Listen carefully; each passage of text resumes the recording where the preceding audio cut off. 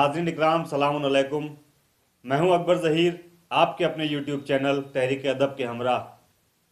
آج ہمارے ساتھ اسٹوڈیو میں موجود ہیں ہمارے مہمان عالی جناب مولانا سید تنظیم حسین زیدی صاحب، جو سیرت معصومین علیہ السلام پر گفتگو کر رہے ہیں، جس میں سب سے پہلے رسول اکرم صلی اللہ علیہ وآلہ وسلم کے بارے میں ہم جان رہے ہیں ان سے، اور ہمارا جو پچھلا ایپیسوڈ تھا اس میں ایک عام الفیل میں ایسے کون کون سے واقعات رونما ہوئے جس کے بارے میں قبلہ محترم نے ہمیں بتایا۔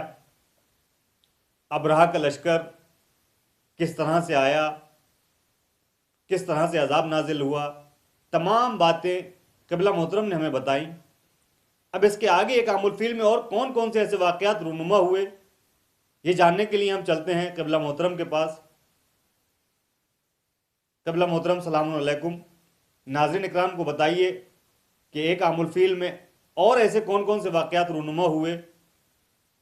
علیکم السلام ورحمۃ اللہ وبرکاتہ۔ اعوذ باللہ من الشیطان اللعین الرجیم، بسم اللہ الرحمن الرحیم۔ ناظرین، ہمارا بیان ایک عام الفیل کے واقعات چل رہا ہے۔ ایک عام الفیل میں کیا ہوا؟ تو ہم نے بیان کیا تھا کہ عام الفیل یعنی ہاتھیوں کا سال، یہ اس بات کی یاد دلا رہا ہے کہ جب ابرہہ کی سرداری میں ہاتھیوں کا لشکر خانہ کعبہ کو منہدم کرنے کے لیے آیا تھا، اسی سال، اس لیے کہ میں نے پہلے بھی بتایا تھا کہ عرب میں کوئی عظیم واقعہ، بڑا واقعہ ہوتا تھا، اسے سن جوڑ دیا کرتے تھے۔ لہٰذا جب یہ بڑا حادثہ ہوا، بڑا واقعہ ہوا کہ ابرہہ 1000 ہاتھیوں کا لشکر لے کے خانہ کعبہ پر آیا حملہ کرنے کے لیے، تو اسی سال سے سن عام الفیل ہو گئی۔ اور ایک عام الفیل وہ سن ہے جس میں ہمارے حضور محمد مصطفیٰ صلی اللہ علیہ وآلہ وسلم کی ولادت باسعادت ہوئی ہے۔ حضور کی ولادت ایک عام الفیل میں ہوئی ہے، لیکن اس واقعے کے بعد ہوئی ہے۔ خانہ کعبہ پر ہاتھیوں کا لشکر کا حملہ پہلے ہے اور حضور کی ولادت بعد میں ہے۔ ولادت کے بعد اب یہ جو مسئلہ چل رہا ہے اور بہت زور شور سے فخریہ بیان کیا جاتا ہے کہ حضور کی ولادت کے بعد حضور کو دودھ حلیمہ دائی نے پلایا۔ واقعات ہیں، لیکن بات میری سمجھ میں نہیں آتی کہ حضور کون ہیں؟ خاتم النبیین ہیں، تمام نبیوں کے سردار ہیں، سردار انبیاء ہمارے سرکار کیسے کسی غیر عورت کا دودھ پی سکتے ہیں؟ اس لیے کہ قرآن مجید میں سورہ مزمل میں پروردگار عالم نے ہمارے رسول کی مثال جناب موسیٰ علیہ السلام سے دی ہے۔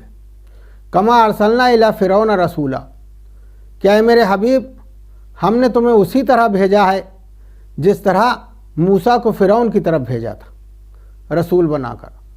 تو اللہ نے ہمارے حبیب کی مثال، ہمارے رسول کی مثال جناب موسیٰ سے دی ہے، یعنی جیسے موسیٰ ہیں ویسے محمد ہیں، جیسے محمد ہیں ویسے موسیٰ ہیں۔ جب اللہ نے سورہ مزمل میں اپنے رسول کی مثال موسیٰ سے دی ہے، تو آئیے دیکھتے ہیں، اگر موسیٰ نے کسی اپنی ماں کے علاوہ کسی غیر عورت کا دودھ پیا ہوگا تو ہمارا رسول بھی غیر عورت کا دودھ پی سکتا ہے۔ لیکن موسیٰ کا واقعہ کیا ہے کہ جب نجومیوں نے فرعون کو یہ خبر دی کہ تیری حکومت میں ایک بچہ پیدا ہونے والا ہے جو تیری حکومت کا تختہ پلٹ دے گا، تو فرعون نے حکم صادر کر دیا کہ اس سال کوئی میری حکومت میں بچہ پیدا نہ ہونے پائے، اور اگر بچہ پیدا ہو تو اسے قتل کیا جائے۔ بچوں کا قتل عام شروع ہو گیا۔ فرعون کی جاسوس عورتیں گھر گھر پہنچنے لگیں۔ جاسوس عورتیں مادر موسیٰ کے پاس بھی آئیں، لیکن یہاں آثار حمل نمایاں نہیں تھے، دیکھ کر واپس ہو گئیں۔ جب دیکھ کر واپس ہو گئیں تو موسیٰ کی ولادت کا وقت آیا۔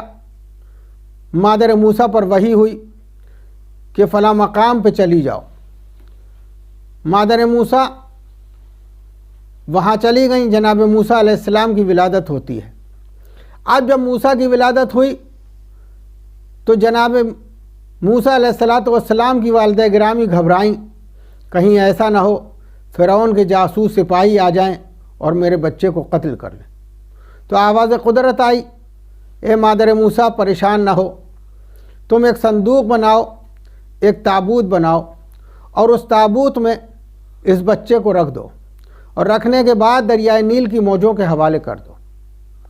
جناب موسیٰ علیہ السلام کو ان کی ماں نے ایک صندوق میں رکھا اور دریائے نیل کی موجوں کے حوالے کر دیا۔ موجوں سے کھیلتا ہوا صندوق چلا، ادھر موجوں سے کھیلتا ہوا صندوق چلا، ادھر ایک جناب موسیٰ کی بہن تھی جو دریا کے کنارے کنارے صندوق کے ساتھ ساتھ چلیں۔ ادھر وقت کا جھوٹا خدا فرعون اپنی زوجہ آسیہ کے ساتھ دریائے نیل کی سیر کر رہا تھا۔ جب اس نے یہ دیکھا صندوق آ رہا ہے، تابوت آ رہا ہے، وہ سمجھے شاید اس میں بہت قیمتی مال ہوگا، لہٰذا جس کنارے فرعون اور آسیہ تھے اسی کنارے صندوق آ کے لگ گیا۔ فرعون آگے بڑھا صندوق کو نکالنے کے لیے، صندوق پیچھے ہٹ گیا۔ جب فرعون پیچھے ہٹا صندوق پھر اپنی منزل پہ آ گیا۔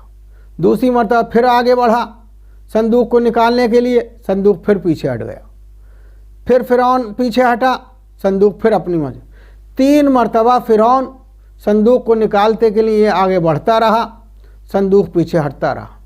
جب باطل طاقت 3 مرتبہ تھک کے بیٹھ گئی تو چوتھی مرتبہ حق کی شکل میں جناب آسیہ آگے بڑھی۔ ادھر جناب آسیہ آگے بڑھی، ادھر صندوق آگے بڑھا، اور جناب آسیہ نے صندوق کو نکال لیا۔ جب صندوق کو نکالا اور کھولا گیا تو ایک خوبصورت پھول سا بچہ اس میں نظر آیا۔ فرعون نے چاہا کہ اسے قتل کر دے، لیکن آسیہ نے کہا نہیں، ہمارے یہاں کوئی اولاد نہیں ہے، ہم اسے پالیں گے۔ جناب آسیہ دربار میں لے آئیں۔ اب مسئلہ دودھ کا آیا کہ دودھ کون پلائے۔ اب دائیوں کو بلایا گیا، ہر دائی آ رہی ہے، لیکن جناب موسیٰ کسی دائی کا دودھ نہیں پیتے۔ جب کسی دائی کا دودھ نہیں پیتے، جناب آسیہ بڑی پریشان۔ جناب موسیٰ کی بہن جو دریا کے کنارے کنارے آ رہی تھی وہ بھی محل تک پہنچ گئی، اور انہوں نے جب یہ دیکھا تو انہوں نے آسیہ سے کہا کہ ہمارے گھر کے قریب ایک دائی رہتی ہے، اگر آپ کہیں تو میں اسے بلا لاؤں۔ جناب آسیہ نے کہا ہاں بلا لاؤ۔ وہ گئی اور اپنی ماں کو بلا لیں۔ جب جیسے ہی جناب موسیٰ کی ماں آئیں اور موسیٰ نے ماں کی خوشبو محسوس کی، فوراً آغوش میں آ گئے اور ماں کا دودھ پینے لگے۔ تو کہنے کا مطلب یہ ہے کہ اللہ نے اپنے حبیب کی مثال جس موسیٰ سے دی تھی، ہمارا حبیب سارے نبیوں کا سردار ہے، پیغمبر اسلام خاتم النبیین ہے، سید المرسلین ہے۔ جب ایک چھوٹا نبی اپنی ماں کے علاوہ کسی غیر عورت کا دودھ نہیں پی سکتا، تو جو سید و سردار ہو، جو خاتم النبیین ہو، جو سید المرسلین ہو، وہ کیسے اپنی ماں کے علاوہ کسی غیر عورت کا دودھ پی سکتا ہے؟ وآخر الدعوانا ان الحمدللہ رب العالمین۔ السلام۔